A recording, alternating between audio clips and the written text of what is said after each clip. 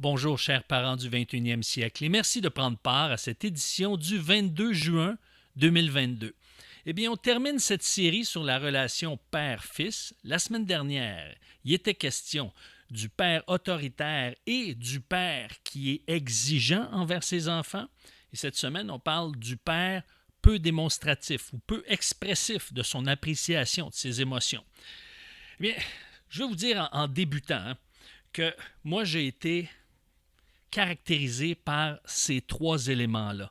Alors, je peux dire que ça a généré des blessures chez mes enfants. Alors, je sais de quoi je parle et je ne suis pas ici pour vous lancer la pierre, je ne suis pas ici avec un doigt accusateur. Vous devez changer. J'ai pris conscience de mes lacunes, de mes faiblesses et j'ai pris conscience que ça a affecté mes enfants. Dieu merci que les choses ont changé et là, la relation est en train de s'améliorer. Pourquoi? Parce que justement, je recherche davantage le bien de mes enfants que de passer pour un bon père. Maintenant, ce qui arrive, c'est que on voit que chez les hommes et chez les femmes, il y a des différences dans l'expression, dans notre, comment dirais-je, notre capacité d'expression. On est tous capables d'exprimer ce qu'on ressent. Certains vont le faire plus spontanément, d'autres vont le faire avec plus d'aisance, mais il y a quand même, on a tous une certaine capacité, une certaine mesure où est-ce qu'on peut exprimer dans nos mots ce qu'on ressent. Pour certains, c'est plus facile, pour d'autres, c'est plus ardu. Maintenant, ce que la recherche a pu découvrir, c'est que dans le mouvement des muscles du visage, il y a une différence entre les hommes et les femmes. Donc, généralement, on parle ici de généralité, ce n'est pas un principe absolu, mais généralement, ou dans la majorité des cas, le mouvement des muscles du visage des femmes est plus fréquent que chez les hommes. Maintenant, c'est pour ça que les enfants vont être parfois plus attirés à parler à maman qu'à papa. Pourquoi? Pour confier des choses parce qu'ils vont voir instantanément ou beaucoup plus rapidement l'expression de leur maman et donc ça va leur donner le ton. Ils vont être capables de capter s'il y a une réceptivité. Les femmes, par exemple, sourient plus souvent et plus largement que les hommes. Donc, le sourire des femmes est plus large et plus expressif et elles vont sourire plus souvent. Maintenant, ce qui arrive, c'est que les hommes, eux autres, vont forcer les sourcils davantage que les femmes. Donc, voyez-vous, c'est beaucoup plus attirant d'aller vers maman, qui sourit plus largement, que d'aller vers papa. Maintenant, ça ne veut pas dire qu'il n'y a pas des hommes qui vont sourire abondamment. On parle de généralité ici. Maintenant, il y a un autre aspect qui touche l'expression, la différence entre l'expression des hommes et l'expression des femmes. Il y a une recherche en France qui a été effectuée et qui nous montre que, règle générale, la gente masculine publie 2 fois moins de commentaires que les femmes sur Facebook. Donc, les femmes vont publier 2 fois plus de commentaires sur Facebook que les hommes. Par contre, les pères publient 2 fois plus de nouvelles sur Facebook que les hommes qui n'ont pas d'enfants. Donc, voyez-vous, imaginez, les femmes publient 4 fois plus de publications que les hommes qui n'ont pas d'enfants. Donc, au bout de la ligne, les femmes s'expriment davantage sur les réseaux sociaux. Les femmes s'expriment davantage par leur non-verbal. Donc, et c'est pour ça que, sur le plan de la communication, on voit que chez les femmes, il y a un peu plus d'aisance ou c'est un peu plus naturel d'être spontané ou d'exprimer ce qu'elles ressentent. Et socialement, eh bien, on est habitué à ça. Maintenant, ça ne veut pas dire qu'avec la nouvelle génération, les jeunes qui sont de plus en plus instruits et éduqués à s'exprimer, on voit de plus en plus d'hommes le faire. Mais une fois qu'on est rendu papa, on dirait qu'il y a parfois un blocage qui peut arriver. On dirait qu'il y a un frein qu'on se donne parce que ça nous demande un peu plus de vulnérabilité. Maintenant, ce qui va arriver, c'est que les papas qui aiment leur enfant vont chercher à démontrer leur affection à leurs garçons au travers des services ou au travers des activités qu'ils vont partager avec leur fils. Donc, certains, pas tous, mais certains ont peur. Certains hommes ont peur de l'intimité relationnelle, puis n'aiment pas nécessairement le contact physique. Donc, c'est pour ça que on remarque que chez les hommes sont un petit peu plus pudiques sur les échanges corporels que les femmes et sont davantage, ou je pourrais dire, sont moins relationnels que leurs conjointes, qui sont la maman de leur enfant. Donc, souvent, un père va montrer son affection en se tiraillant avec le jeune. « Ah, viens, on va se battre, viens, on va se tirailler, hein, pour s'amuser. » Alors, avec son fils, il va peut-être lui donner une tape amicale dans le dos ou sur l'épaule, tu sais, quelque chose de doux, de chaleureux, où il va passer sa main en arrière de la tête, sur les cheveux ou sur le dessus de la casquette pour lui montrer. C'est comme un signe d'affection. C'est un signe que l'enfant décode, que oui, c'est un moment chaleureux. C'est peut-être pas aussi direct ou significatif, je pourrais dire, que la maman qui va faire une étreinte, hein, qui va serrer fort, qui va lui donner un bisou sur le front ou sur la joue. Mais, somme toute, ce sont des gestes affectueux que le jeune décode. Donc, évidemment, pour pouvoir aller un peu plus loin, pour justement développer soit des caresses chaleureuses, un contact physique chaleureux, manifester justement, faire des étreintes, hein, des câlins qu'on appelle, eh bien, ça demande parfois pour certains hommes un certain effort parce qu'ils n'ont pas reçu cette affection-là. Donc, ça demande un effort. Maintenant, plus on le fait, plus on y prend goût. Je peux vous dire ça. Okay? Je n'étais pas habitué, moi, à exprimer de manière physique, naturellement, mon affection. Mais ma première épouse, elle en avait besoin et elle m'encourageait à aller dans ce sens-là. Alors, je l'ai développé. Maintenant, ce qui arrive, c'est que la recherche démontre également que ça peut être un effort pour un bon nombre de papas d'exprimer leurs émotions, leurs doutes et leurs aspirations. Souvent, que ce soit leur émotion, leur doute ou leur aspiration, les hommes, ou spécialement les papas, vont garder ça pour eux. Ils ne partageront pas à leur enfant. Maintenant, j'ai 2 témoignages par rapport à ça. Dans un premier temps, vous savez, mon père, lorsque j'étais à la fin de la trentaine, là, j'allais avoir 40 ans quelques mois plus tard. Là, j'avais 39 ans en fait.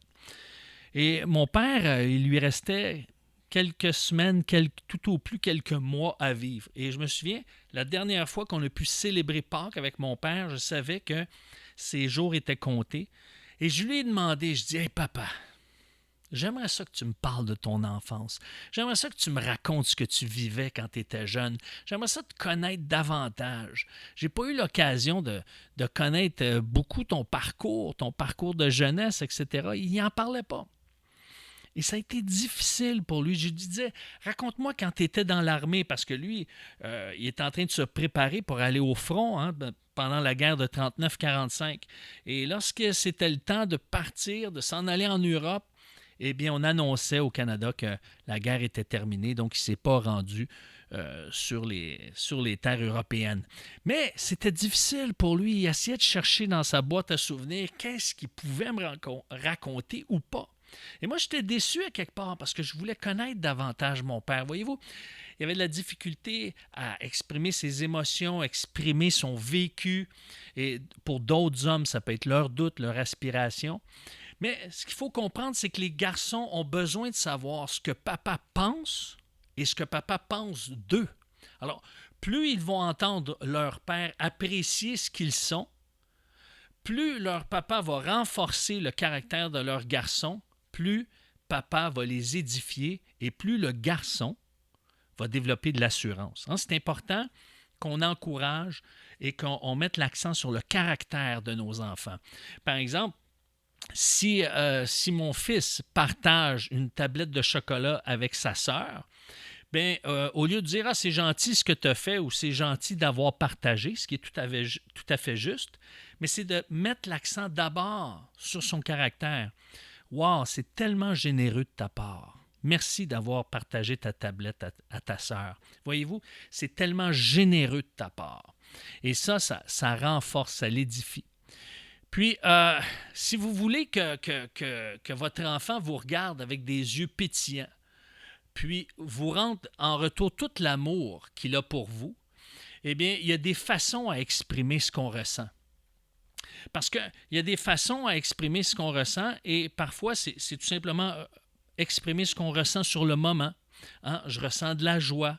Simplement exprimer un moment de bien-être, de dire, OK, je m'arrête, j'exprime combien je me sens. Je vous donne un exemple. On se sert des contextes qui sont là, qui sont dans le spontané. Parce qu'il y a une façon spontanée d'exprimer ce qu'on ressent, puis on peut le développer également au travers de différents contextes. Et puis ça, on va voir ça dans quelques instants. De manière spontanée, je vous donne un exemple. Samedi dernier, on a reçu la famille. Alors, nos enfants étaient là, la plupart de nos enfants. Et puis, bon, ils étaient tout autour de la table, on était prêts à manger. Et là, je suis arrivé. Et j'ai dit, pourquoi j'exprimerais pas ce que je ressens? Qu'est-ce que je ressens en ce moment? Je les vois tout assis. Qu'est-ce que je pourrais leur dire? Je leur ai tout simplement dit, écoutez, avant qu'on commence à manger, je veux vous dire quelque chose.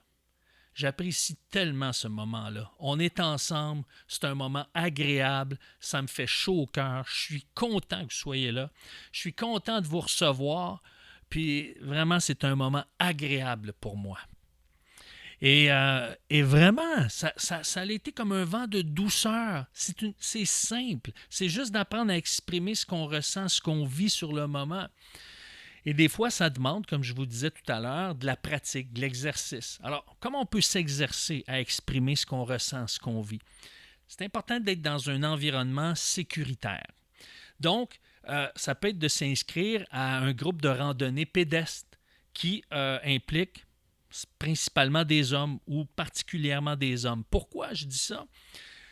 C'est tout simplement pour que vous puissiez apprendre à parler à des hommes de ce que vous vivez, de ce qui se passe dans vos vies, et donc de développer une intimité avec vos pairs, avec des hommes, pairs, P-A-I-R-S, là, avec des hommes, justement, pour apprendre, pour que ça soit, on part du sécuritaire au plus complexe et on ne part pas du complexe au plus simple. Donc, d'aller vers des hommes, d'apprendre à parler, vous connaissez un peu plus le langage, la culture des hommes.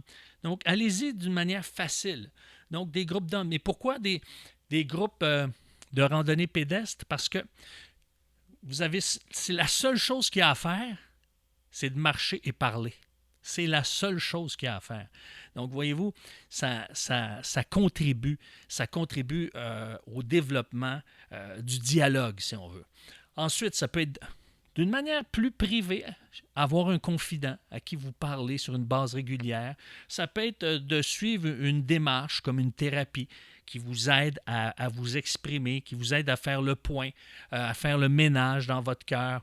Ça peut être de se joindre à un groupe de discussion d'hommes, par exemple, tous les mardis soirs, vous avez un groupe de discussion d'hommes où est-ce que vous ne parlez pas de sport, de politique, d'actualité, de maison, de travail. Vous parlez de ce que vous ressentez, de ce que vous vivez intérieurement. Vous le partagez. Qu'est-ce que vous vivez au travail? Et non pas le travail. Tu sais, qu'est-ce que je vis? Est-ce qu'il y a des tensions au travail? Est-ce qu'il y a des conflits? Est-ce que vous avez besoin d'exprimer des blessures ou des difficultés que vous avez passées au travail, à la maison ou dans d'autres circonstances? Donc, des groupes de discussion d'hommes.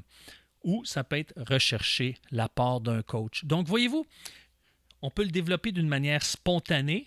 On ressent quelque chose, on le dit, et aussi on peut chercher à le développer au travers des groupes, au travers le dialogue, au travers des rencontres individuelles, etc.